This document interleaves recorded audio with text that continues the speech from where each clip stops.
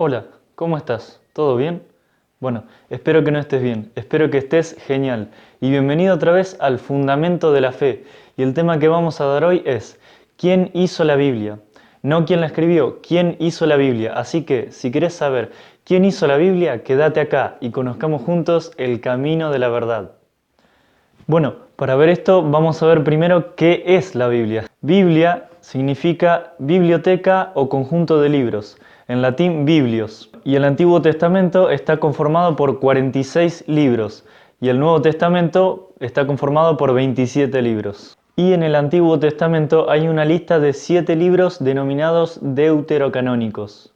¿Y qué significa deuterocanónicos? Bueno, deutero significa segundo y canon lista o regla de asuntos de fe. Entonces, deuterocanónico del segundo canon o de la segunda lista.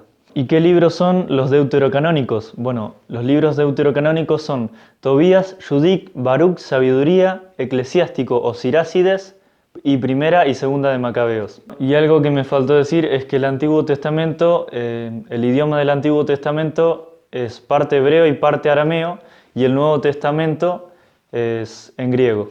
Sabiendo esto, vamos a avanzar con lo siguiente. Bueno, vamos a ver un poquito la historia de dónde nace la Biblia para ver después quién fue el que hizo la Biblia. Vamos a ir al año 285 a.C., cuando el rey Ptolomeo II manda a 72 ancianos a traducir el Antiguo Testamento al griego, incluyendo los libros deuterocanónicos. Y ahí se obtuvo lo que se llama la versión Septuaginta. Esta versión es la que utilizaban los apóstoles para predicar, porque antes no estaba el Nuevo Testamento, ¿no? Pero llega el momento en que empiezan a escribir los apóstoles y empiezan a hacer sus propios escritos, que hoy conocemos como el Nuevo Testamento. Y como los judíos se enteran de la situación, ven que los apóstoles están empezando a escribir, y bueno, entonces deciden hacer un concilio, el concilio llamado Concilio de Yamnia, en el año 90. ¿Y qué fue lo que hicieron los judíos en este concilio? Bueno, lo que hicieron fue dejar en claro cuál era la escritura de ellos, la escritura judía, y de paso rechazar los escritos de los apóstoles y los libros deuterocanónicos. ¿Y por qué los judíos iban a sacar los libros deuterocanónicos, es decir, su propia escritura? ¿Por qué la iban a rechazar? Bueno, es sencillo, porque en los libros deuterocanónicos se encuentran profecías sobre Jesucristo. ¿Qué tipo de profecías? Bueno, eran profecías que dejaban bien en claro cómo los judíos iban a rechazar a Jesús. Y por eso decidieron sacar los libros deuterocanónicos. Les convenía. Pero eso no es todo. Para completarla, declararon a Jesús un bastardo y a los cristianos se los trató de malditos. Y ahora sí, vamos a ver quién hizo la Biblia. Vamos a ir al año 382 después de Cristo, en el Concilio de Roma, donde el Papa San Dámaso I agregó 27 libros a la escritura judía. Esos 27 libros son los que hoy conocemos como el Nuevo Testamento.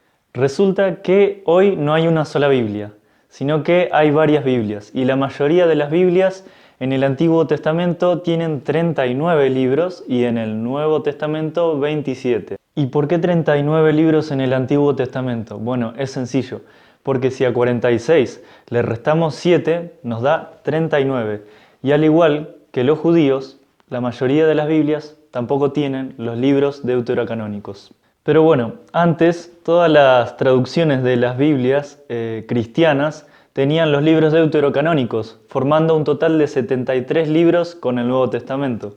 Así que vamos a ver por qué hoy la mayoría de las Biblias no tienen los libros deuterocanónicos, formando un total de 66 libros con el Nuevo Testamento. Bueno, todo empieza con Martín Lutero en el año 1520, cuando se separa de la Iglesia Católica y traduce la Biblia al alemán. Es ahí cuando él coloca los libros deuterocanónicos como no inspirados, pero no los saca. Y ahora vamos a ver un dato muy interesante. Vamos a ver las palabras que escribió Martín Lutero admitiendo que la Iglesia Católica había hecho la Biblia. Martín Lutero dijo lo siguiente: estamos obligados a admitir a los papistas que ellos tienen la palabra de Dios, que le hemos recibido de ellos y que sin ellos no tendríamos ningún conocimiento de ella. Y ahí vemos a Martín Lutero refiriéndose a la Iglesia Católica con el término de papistas, porque la Iglesia Católica tiene papa. Y ahora vamos a ver cómo surge la Biblia Reina Valera, que en un principio tenía 73 libros y ahora tiene 66. Todo empieza con una versión de la Biblia llamada la Biblia del Oso, traducida por Casiodoro de Reina en el año 1569, y él creía que los libros deuterocanónicos eran inspirados. Tiempo después se hace la primera revisión de la Biblia del Oso por Casiodoro de Reina en el año 1602, quien mantiene los libros deuterocanónicos y no se los quita. Y después terminó llamándose la Reina Valera. Y hasta el año 1825 todas las traducciones cristianas tenían 73 libros. ¿Y cómo llegan hoy las Biblias a tener 66 libros?